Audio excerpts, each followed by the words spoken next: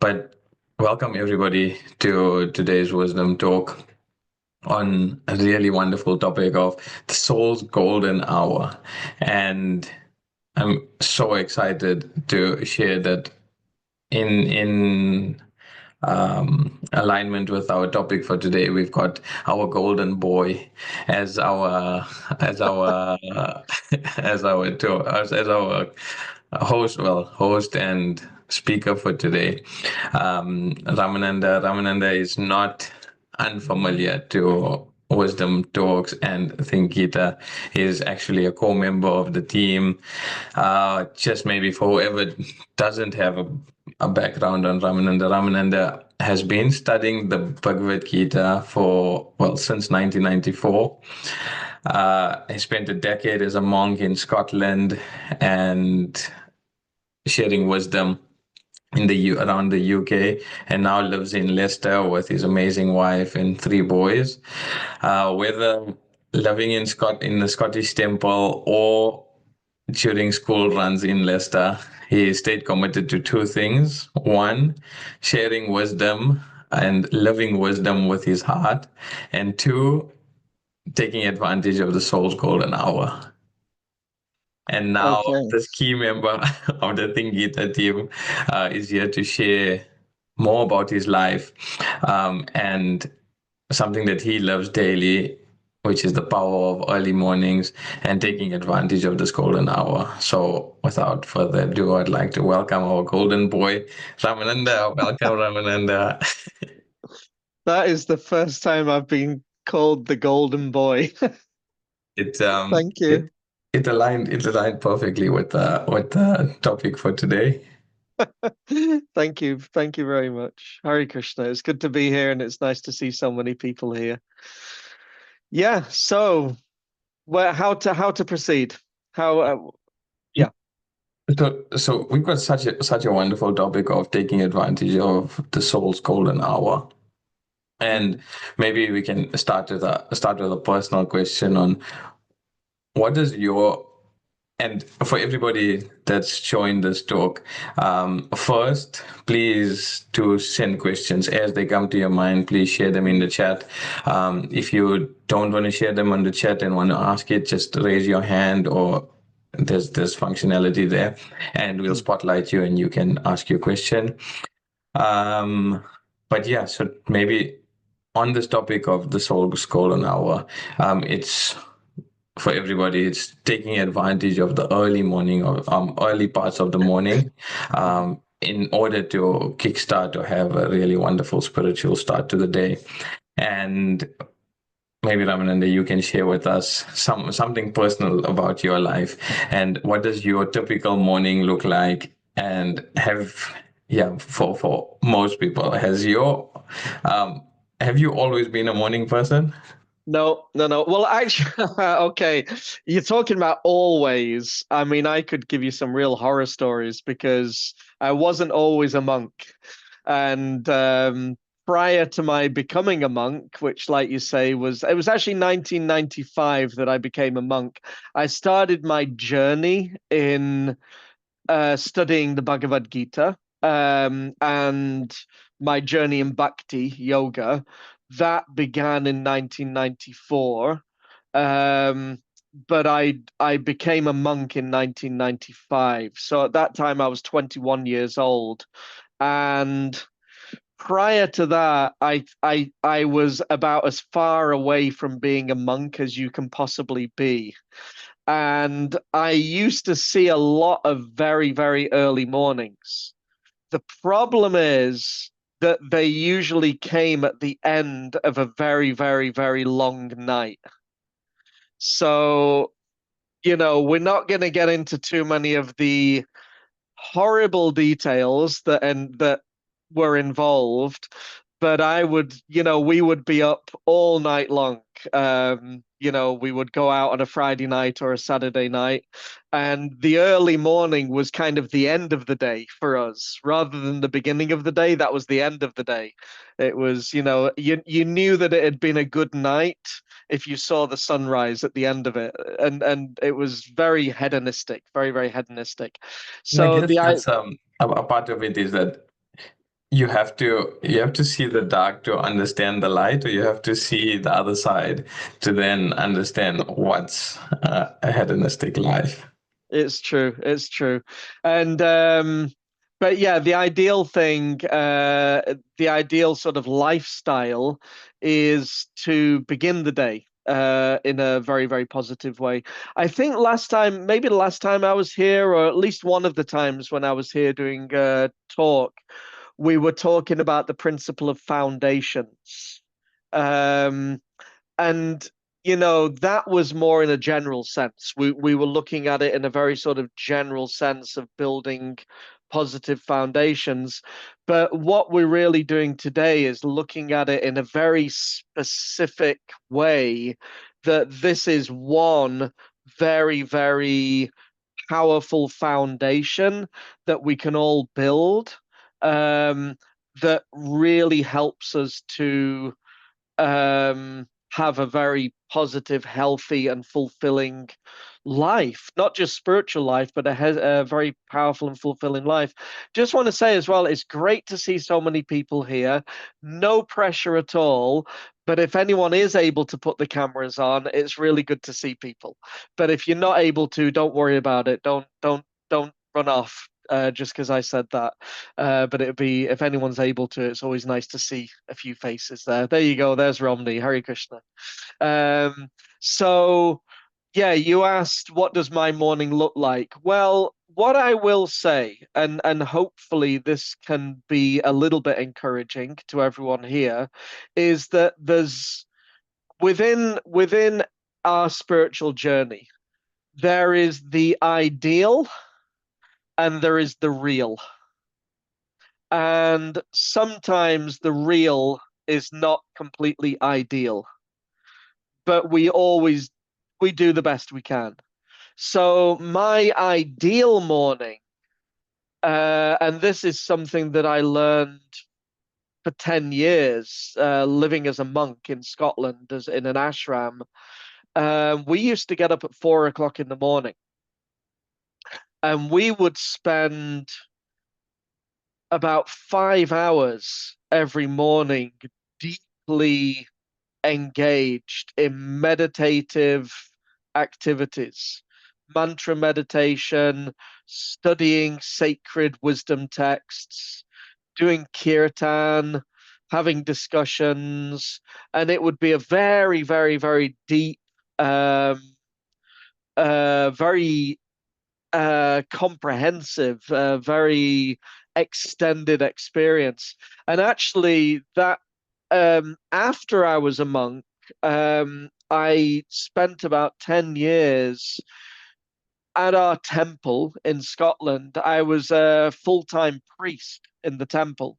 So if anyone's ever visited a Hare Krishna temple, a Hindu temple, you'll see, you go in, there's an altar, there's deities on the altar. It's a very mystical, quite exotic. For those who might not be from Indian backgrounds, it might be quite an unusual experience.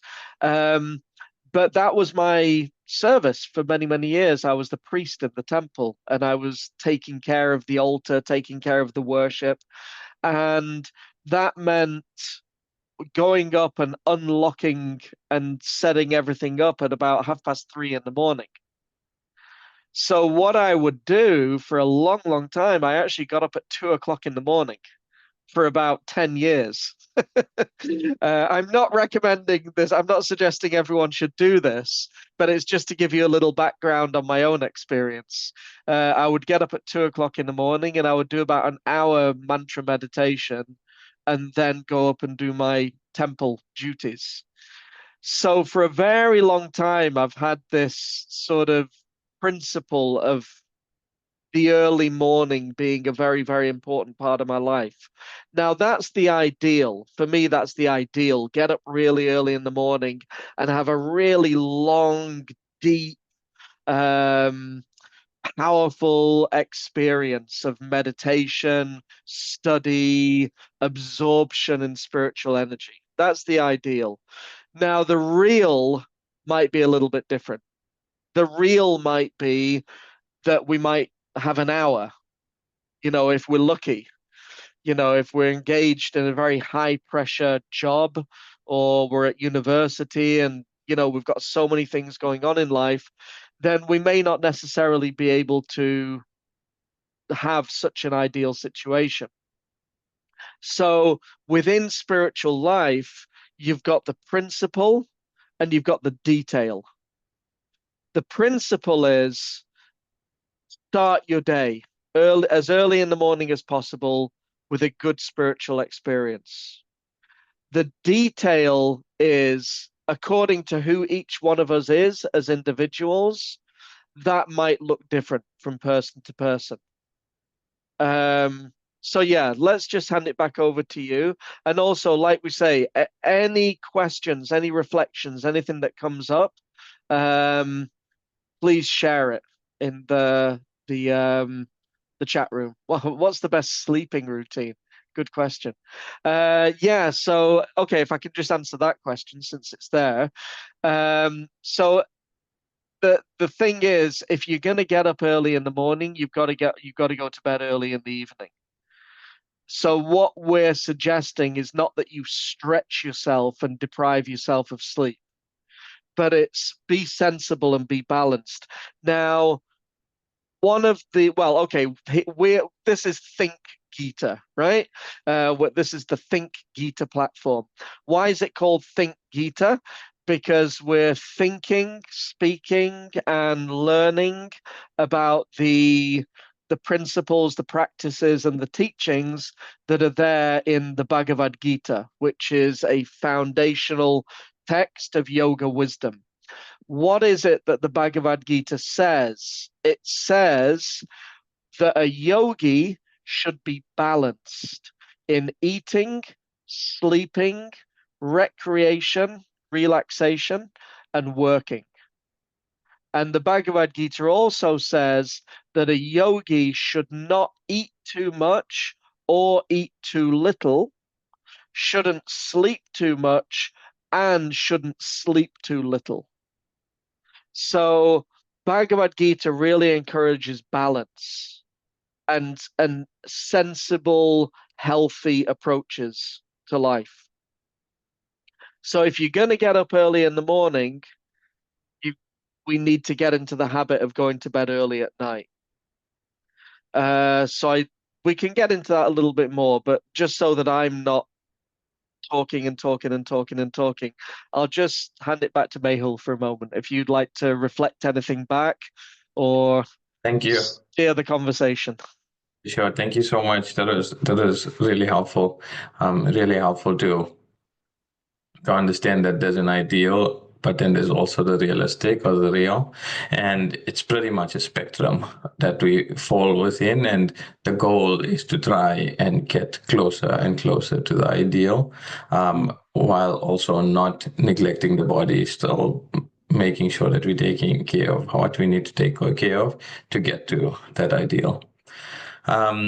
Maybe a follow-up question is, why or what? Yeah, since we're speaking about the soul's golden hour, I've found that like many spiritual texts, many religions, books now also, such as the 5 a.m. Club, all speak about taking advantage of the early hours of the day, taking advantage of the morning. What is so special about this time? Why is it so important? Yeah, good question. Okay, well, let's come back to the Bhagavad Gita. So the Bhagavad Gita, 700 verses. The Bhagavad Gita is a book of 700 verses. It's not a very big book. When you take away all the commentaries, and I'm not minimizing the importance of all of those commentaries, but the actual text itself of the Bhagavad Gita, you can read the entire Bhagavad Gita from beginning to end in about somewhere between 2 and 3 hours. If you're a slow reader, you can still read the whole text in about 3 hours. So it's not a very long book, but within those 700 verses, there is so much information and so many topics covered. And 5,000 years after the Bhagavad Gita was spoken, still year after year after year after year, there are more and more and more commentaries and discussions. So even within a relatively small text, the content is so deep that we're still trying to find its depths, and we will probably never get to the bottom of those depths. Now, within those 700 verses, there's one topic which takes up well over 100 verses. And so from that, we can understand that it's a very, very important topic. So, for example, the topic of identity, the topic of we're not the body, we're the soul, that takes up around about 20 verses, 20 to 25 verses in the second chapter. The subject which takes over well over 100 verses is the subject of the three modes of material nature. Trigunas, the three gunas, the three modes of material nature. So many of you will know, but some of you may not be so familiar, that those three modes of material nature, these are like three qualities that dominate everything that exists within the material universe.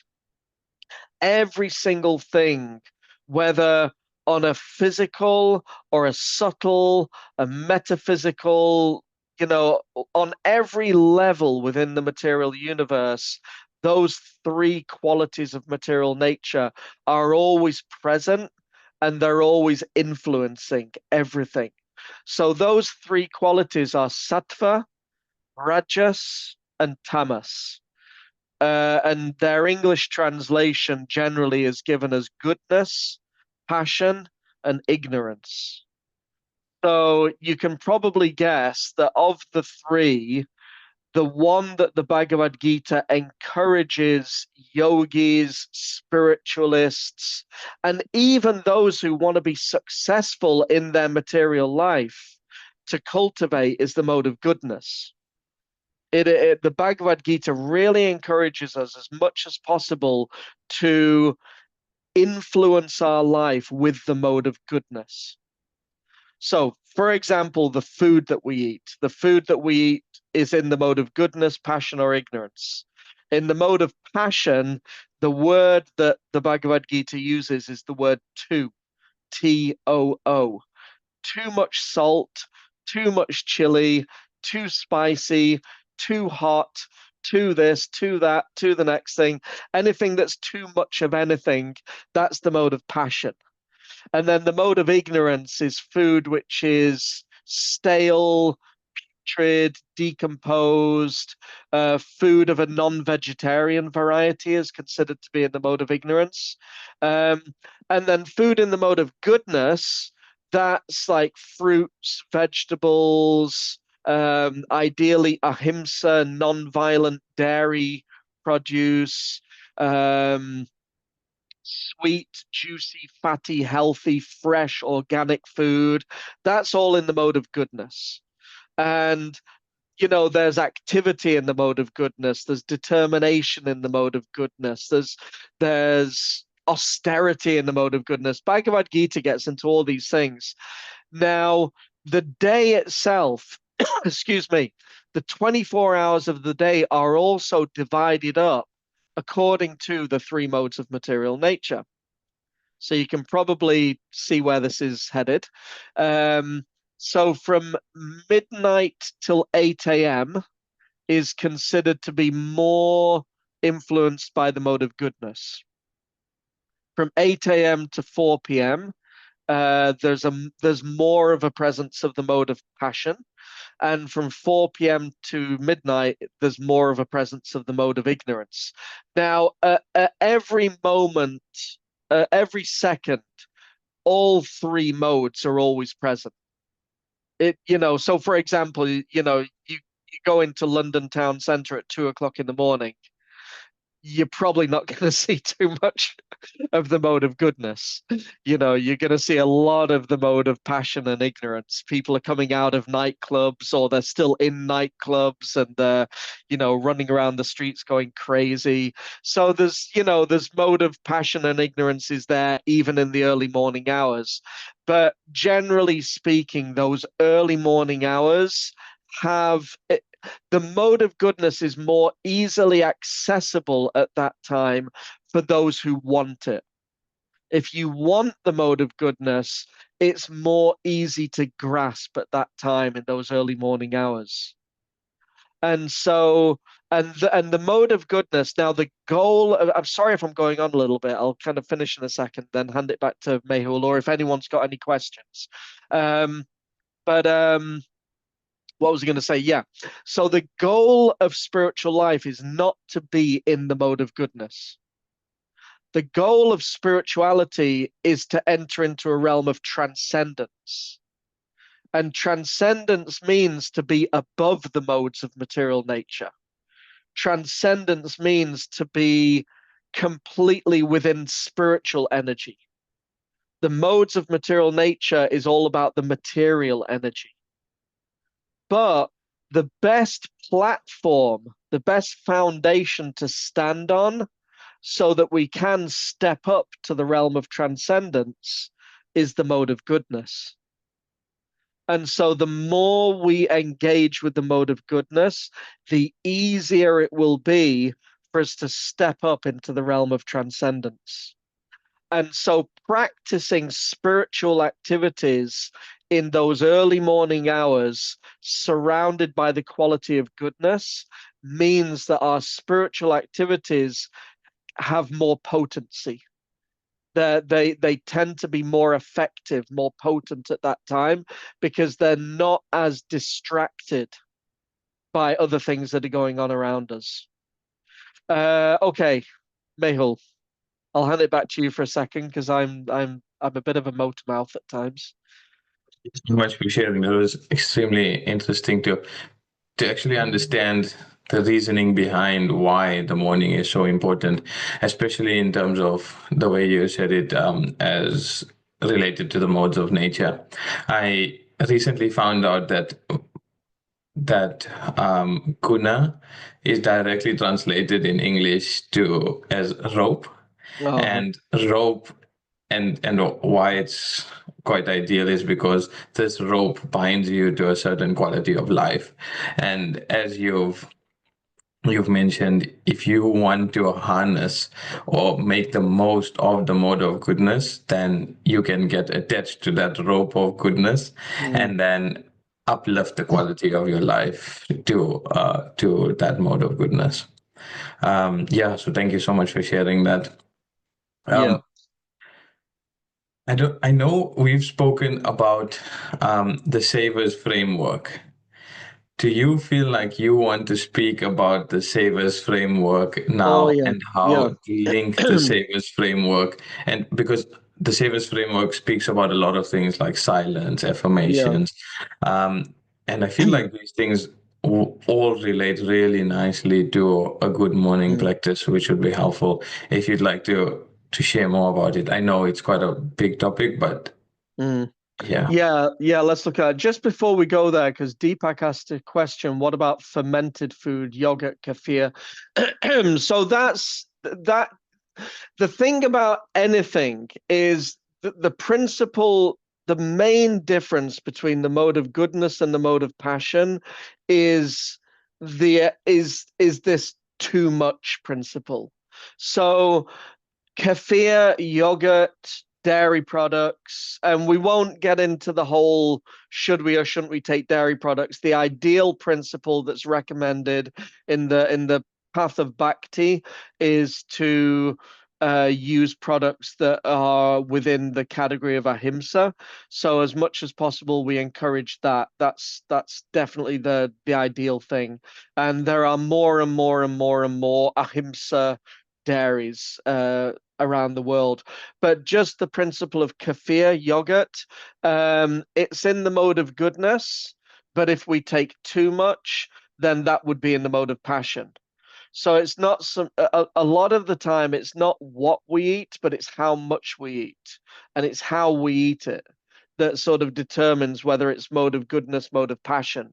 Um, so a little bit of kefir, a little bit of yogurt, that would definitely be food stuff in the mode of goodness.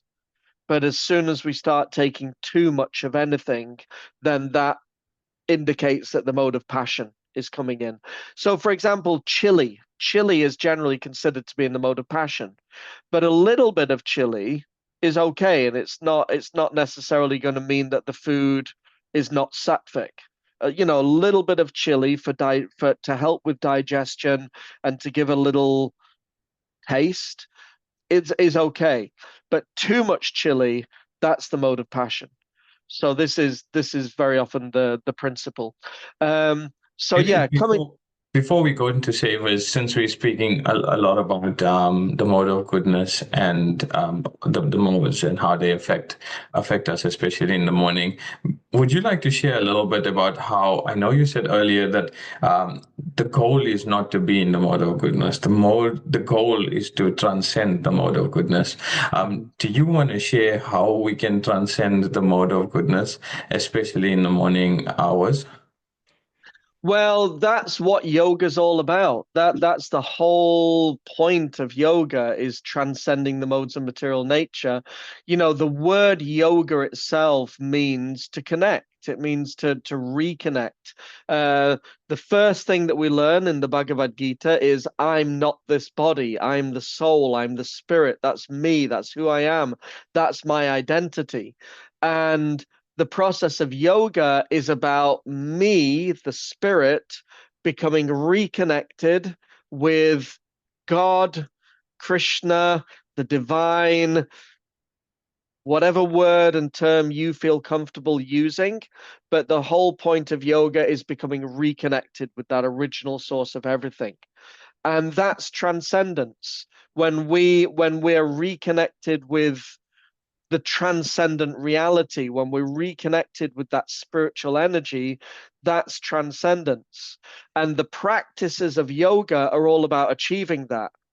Now, there's so many different methods of yoga. For example, if you Google the word yoga and go to Google Images, 99% of what you see is going to be Surya Namaskars, downward dogs, sitting in the yoga posture, usually in a very beautiful beach with a sunrise and a nice sunset. And it's all very exotic, very romantic, and usually very, very young and attractive women that seem to be doing all of this yoga. If we go online, that's what yoga means to the world. But there's so much more to yoga than that.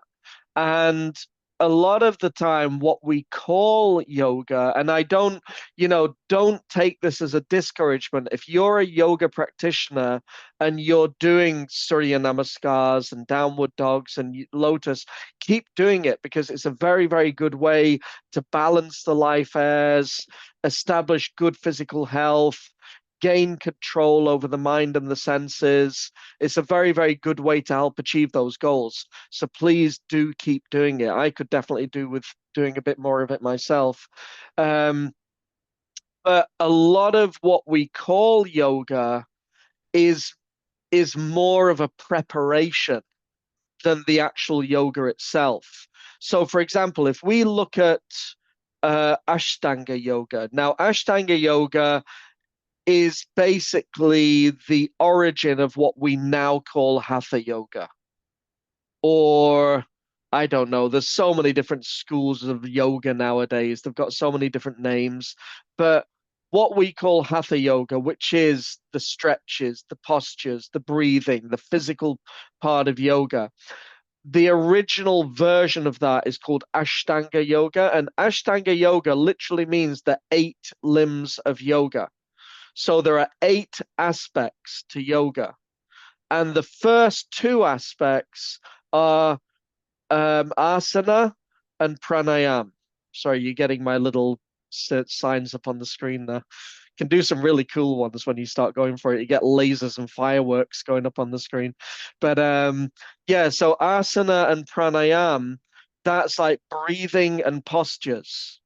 And then there's other aspects as well: yamas, niyamas, lifestyle habits to adopt, lifestyle habits to avoid, and bit by bit by bit, by practicing all of those, we're able to enter into a state of meditation. And from meditation, we can get to the state of samadhi. Now, samadhi, that's the actual practice of yoga. That's the actual deep absorbed connection with God, with the Supreme. And so, with all of these different systems of yoga, you've got the practice and then you've got the goal. Now, one of the reasons why Bhakti Yoga is so recommended in the time that we're living right now is because one of the beautiful aspects of Bhakti is that the practice and the goal are basically simultaneously one and the same. So it's kind of cutting out the middleman. It's like, so coming to this point about how to attain transcendence, mantra meditation, particularly meditating on the names of God, the names of the divine, hearing and chanting about the Supreme through the yoga texts, doing kirtan, all of these activities are very, very, very powerful, effective, and if done properly, very rapid ways by which we can achieve that state of connection with the Supreme, connection with God. And if they're done in an atmosphere of the mode of goodness, they become especially powerful and especially effective.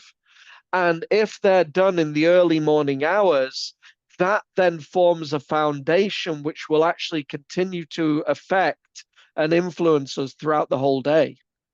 Excuse me.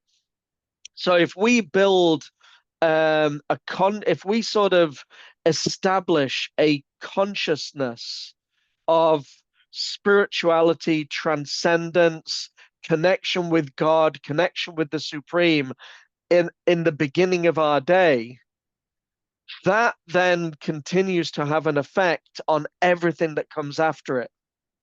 So our work, our study, our family life, our university life, whatever it is that we're doing after that early morning foundational establishing of spiritual consciousness, everything that comes afterwards becomes influenced and affected in a very, very positive way by what we've done first thing in the morning.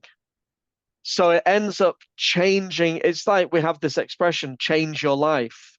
Well, if you change your morning, you'll change your life. One of the simplest ways to change your life is to change your morning. Because when you do that, your whole day will change. And if you build a habit based on that, then over a period of days, weeks, and months, your whole life's going to change. It's going to affect everything. Did we answer the question? I don't know because I'm Yeah, always yeah, going. one. I'm always going off on tangents. No, no, that was you. You definitely answered the question. Thank you so much. It's yeah, really helpful to understand how the modes of nature affect our lives and then how we can also transcend it. And I guess you just shared that it's all about yoga and that yoga is connection and using that mode of goodness time to then transcend by connecting with the divine through the various means that you've shared. One being kirtan, hearing and chanting of the divine, of the holy names, Mhm. um, and various other methods and things like that. I think that takes us really nicely into the topic of the morning miracle savers. Yeah. Uh, and Excuse me. yeah, maybe you'd like to share more on silence, affirmations, visualization, and so on. Yeah. So you mentioned before, you mentioned the 5 a.m. Club. The 5 a.m. Club is a very, very popular book within the sort of self-improvement, self-help library that exists in the world, which is very, very popular, it's a very good thing that it's very popular. Excuse me, the 5 a.m. Club, it's like this international bestseller, really, really good book. So I came across another book a few years ago called The Miracle Morning. And I was really impressed and really inspired by that book. It's by an author called Hal Elrod. He's actually written a whole series of books now, all about the miracle morning. But the first one's just called that, The Miracle Morning. And the excuse me, the background of the book is that the author, he kind of got to a bit of a crisis in life. He just his life was kind of falling apart, and he really felt desperate for some solution for how he could sort of pick things back up again. And somehow he got inspired one day to just get up early in the morning and to just do something positive before the start of the day.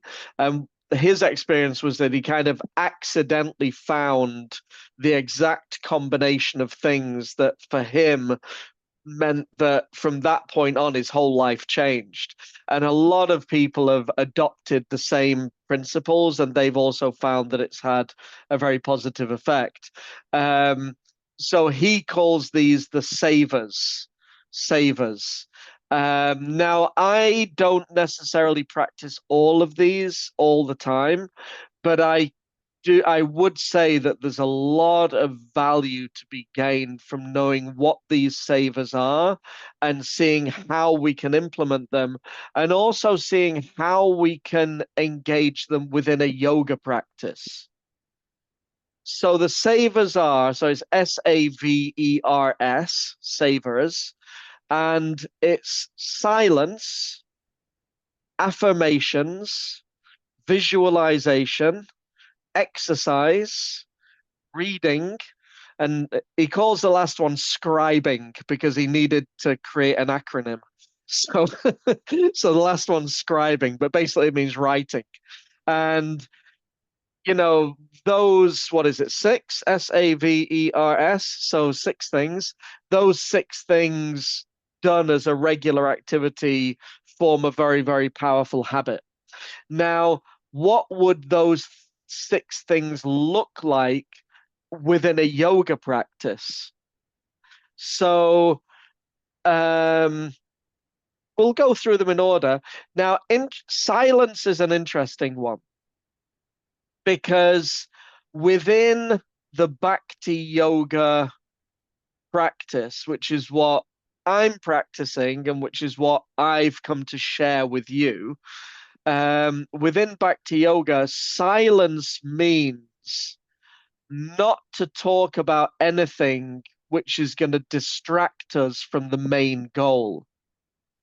So silence, so for example, when we're doing kirtan, it's a type of silence because we're shutting out any unwanted, unnecessary, unhelpful sound vibration.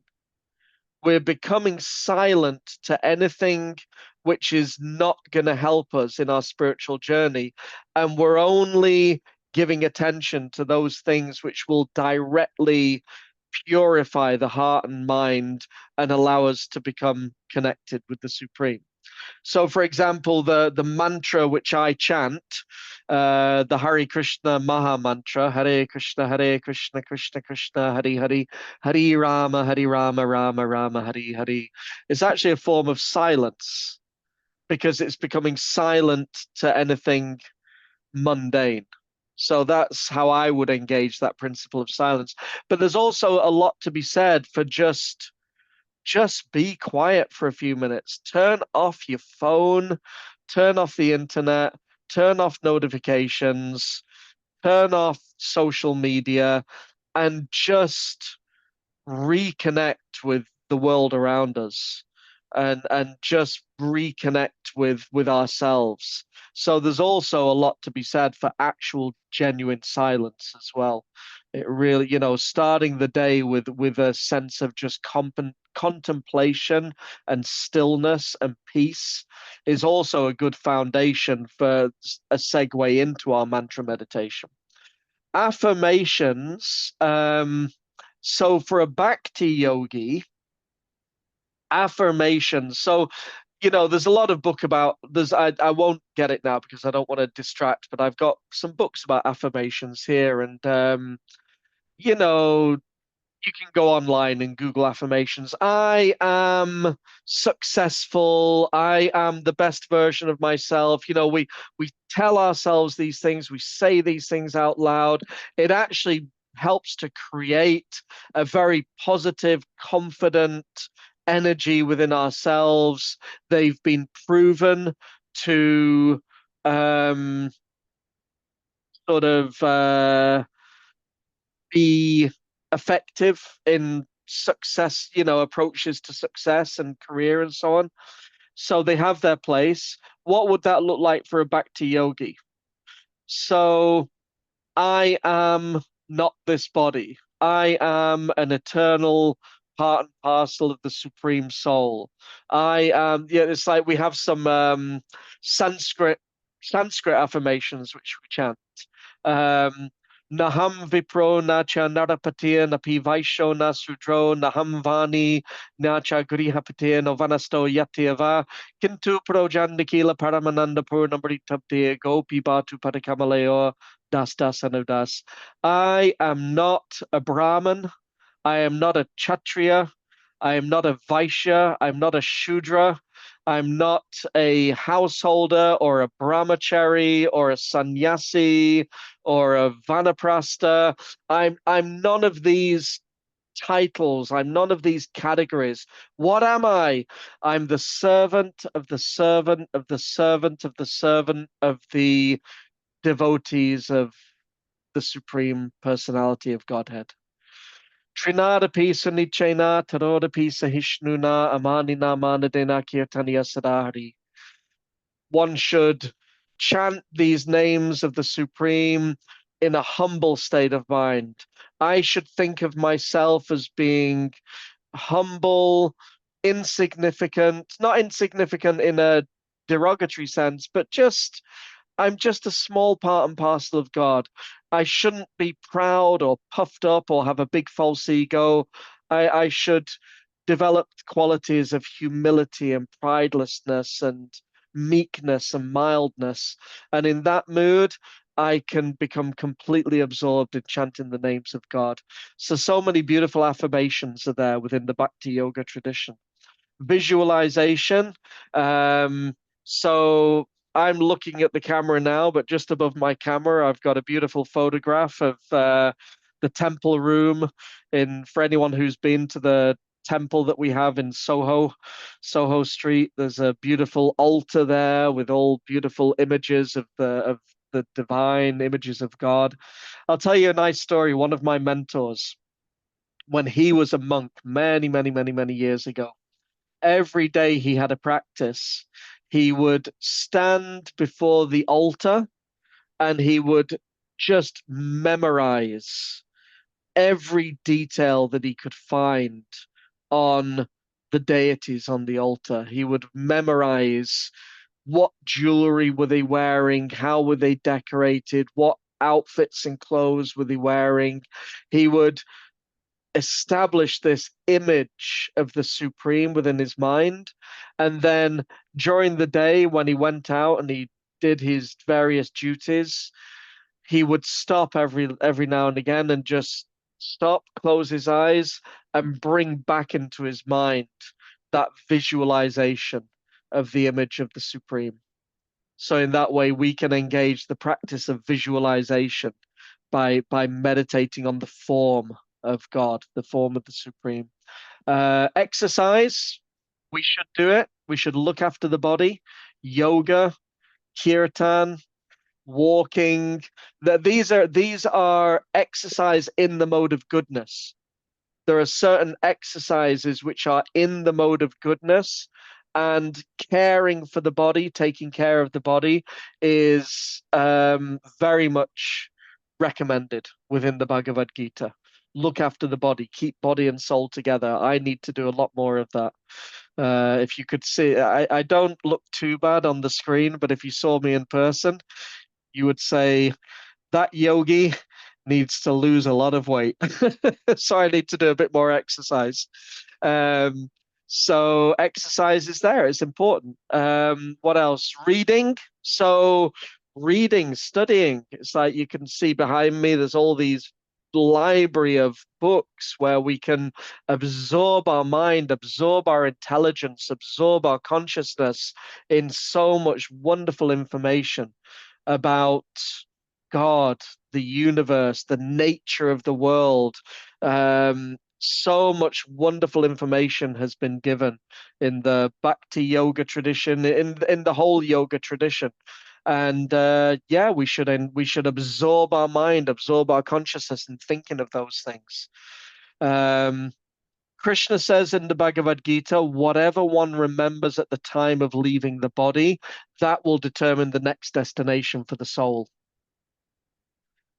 So if we're absorbing our heart's mind and intelligence in just TV and movies and music and social media and current events, if that's the thing that's dominating our consciousness, then sort of that will direct us towards the next body that we take.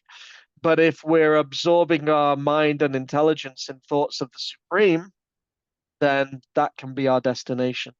And so giving a certain amount of time for reading, hearing, and learning about the Supreme is part of the yoga tradition.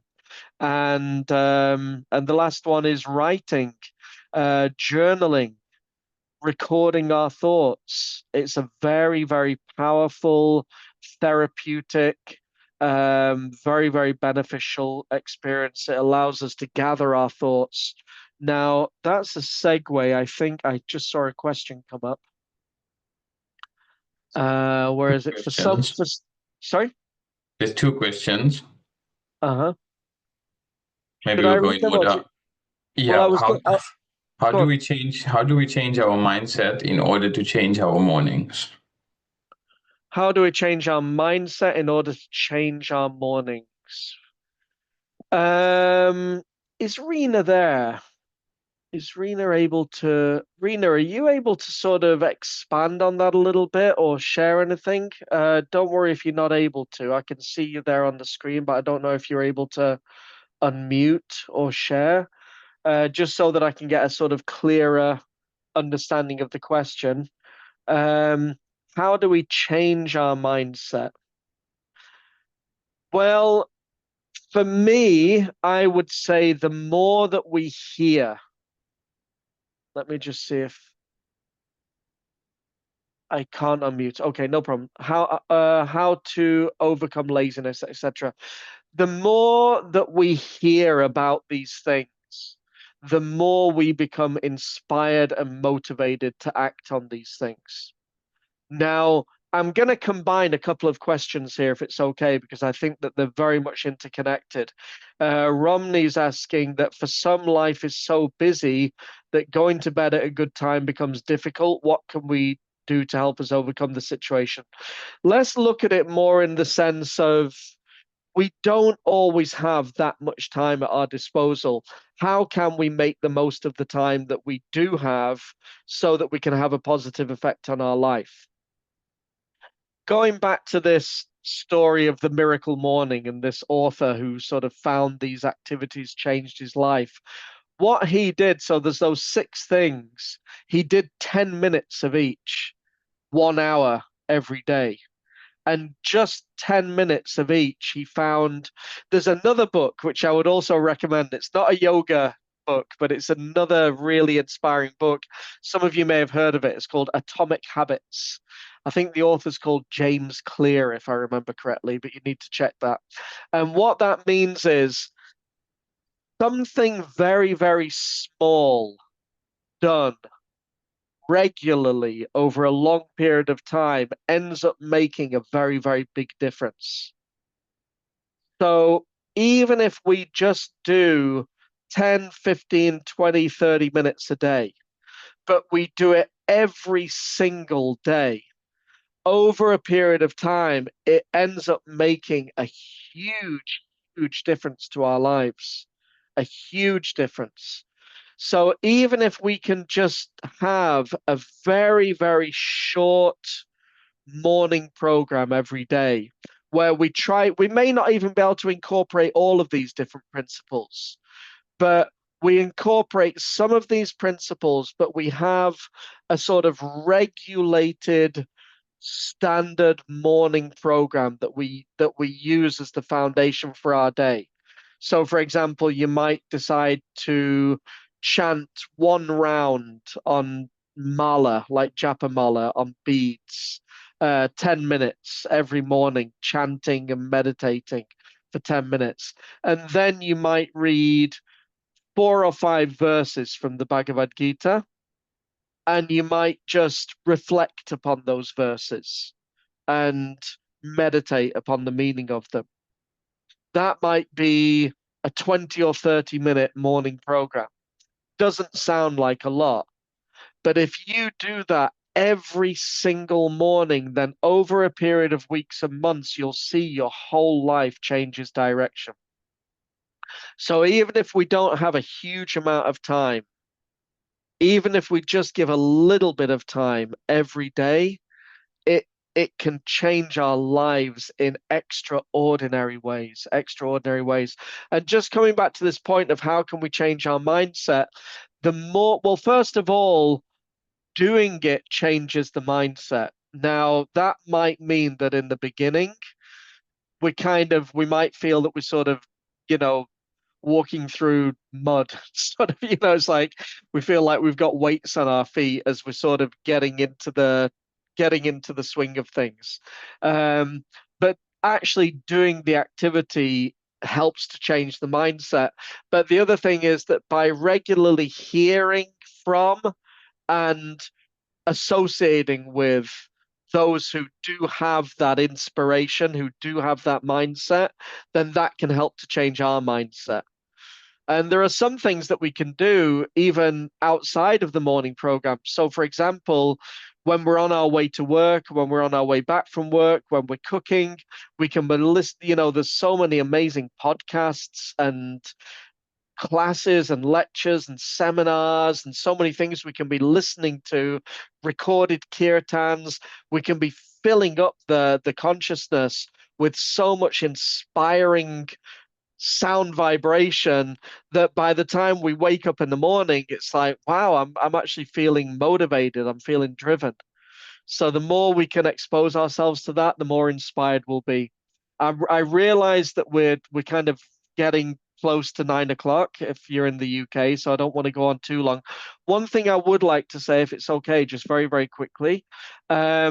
So we've got in my screen in the top right-hand side, I don't know where she is in everyone else's screen, but Romney's here, and Romney's helping to organize an early morning online japa meditation session.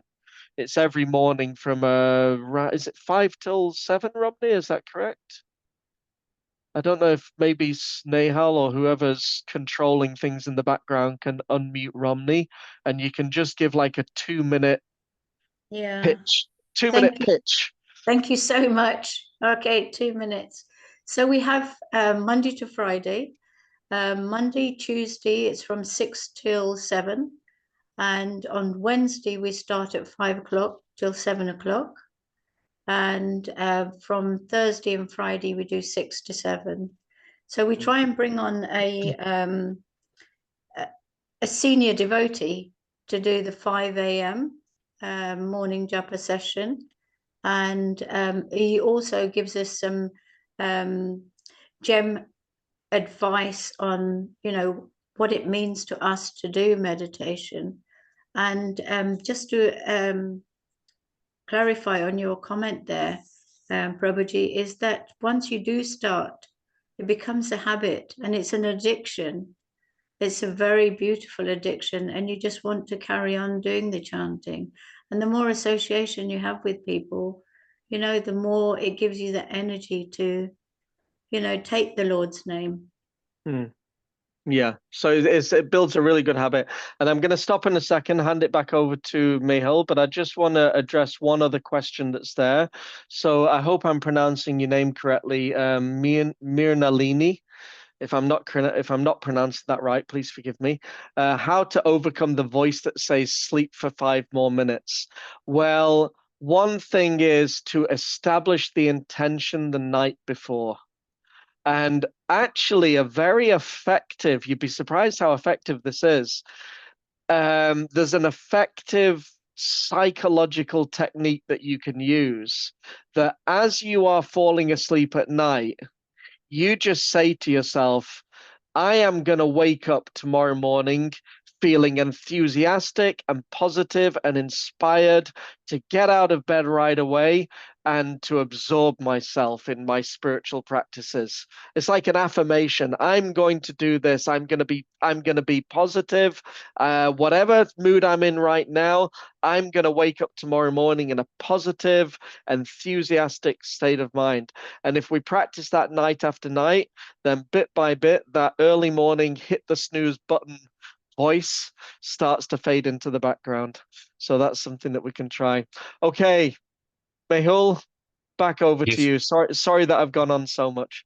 No, that was so helpful, and you answered so many questions in there. I was also just reflecting on these questions that everybody asked, and waking up early in the morning is just not easy for most people. Speaking for myself, also, I've now been waking up early in the mornings for consistently for over a year and a half now, I would say, and I just thought like a few things that people shared with me that would be helpful to share with everybody here. As you said, Ramananda, was a good morning starts the night before, and just setting really healthy boundaries. I understand. I think it was Romney who said that like the evenings are not always in our control, and things get busy, and then it's difficult to sleep early. But as much as possible to try and protect your nighttime or protect your sleep hours, setting healthy boundaries, and then letting everybody know that this is what you need for the best spiritual start to your day is really helpful. Two ways to do that is putting your phone on airplane mode 1 hour or 30 minutes before you go to sleep, and whatever time you set, just switch your phone off. Make sure there's no more screen time, because what the light on your screen does is it fools the brain into thinking that it's still daytime, and then you're not as tired as you should be. So just cutting away from screen time, switching off the lights in the house, and just leaving really dim lighting on to try and get the body into a mood of now going into rest and trying to sleep. And then, as Ramananda said, setting an intention to say that tomorrow morning I'm going to wake up feeling really enthusiastic to this morning practice. And Keshav Swami, the founder of Think Gita, says that there's no better alarm clock in the world than purpose. And this purpose doesn't have to be a grand purpose. It doesn't have to be a purpose of knowing what you want to do in this life and achieving amazing things. That purpose can just be tomorrow morning I'm waking up with the purpose of connecting with the divine. And that's it. So before the monkey mind kicks in, before the mind tells you 5 more minutes of sleep, before all of this, you just already know from the night before, all I'm doing this morning is I'm waking up and I'm connecting with the divine. So then before the monkey mind kicks in, you already get up and you're ready to go. So that's something that really helps. And then I know Jay Shetty said something about this recently, that a few ways that he's found has really helped him was getting bright sunshine or bright light into your eyes as quick as you can in the morning. So as soon as you wake up, switching lights on so that the brain then thinks it's daytime and I need to wake up. So it takes you out of the slumber. Drinking water, so hydrating and getting oxygen into the body. Showering, cold showers especially, can wake you up extremely fast. And then the last one was exercise. Just getting blood flowing within the body can really help. And these are the few things that I've practiced and so that they really help me. And I think the last thing on this that I've experienced is just, as Romney was saying, just experience the bliss of it. Just experience how good it makes you feel, that even when you want to stop or you feel tired, that day you'll regret not waking up so much that you won't wake up, you won't miss waking up again. As in, that feeling is so amazing, and that you just not want to give it up. And it's just about cultivating this practice of waking up early and then feeling that bliss and feeling that joy to kickstart your day and set your day on the right trajectory. And then you just don't want to do life without it anymore. It's true. It's true. Yeah, it's experience is everything. You have that really good experience of a morning absorption in spiritual life and just see how it affects the whole day. And it's an amazing feeling when you get to 8:30 in the morning and you feel like you've had practically a whole day and the day hasn't even begun yet. It's an amazing feeling to like, wow, I haven't even started the day yet and I've already had a brilliant day. It's just such a positive start to the day. It takes some discipline, but when you start getting into that habit, it's like your whole day becomes so much more positive because it's built on this foundation of incredibly positive spiritual energy and experience.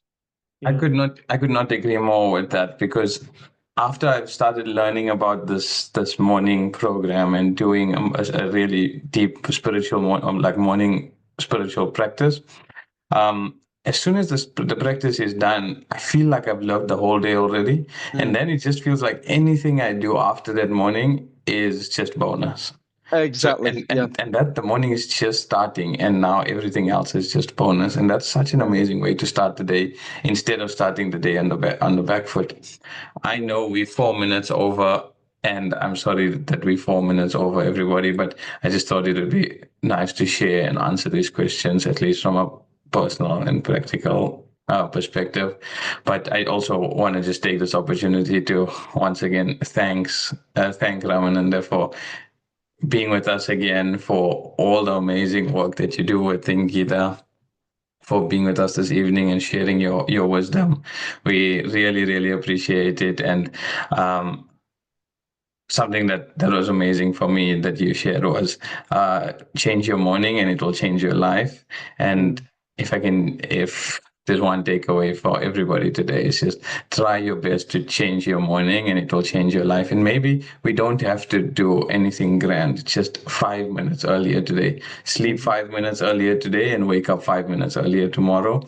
And in that 5 minutes, do one of the savers, do something from the SAVERS, and hopefully that will change your morning to then kickstart the change of your life. Definitely. Thank you so much. Thank you, everybody. Really, really appreciate you, and take care. All the best, and wish you the most enthusiasm-full and energetic morning tomorrow. Have a great morning. Hare Krishna. So Romney shared her number for the WhatsApp group. Please connect with her if you'd like to join that WhatsApp group for the morning meditation sessions. Thank you. Thanks, everybody. See you all soon. Hare Krishna.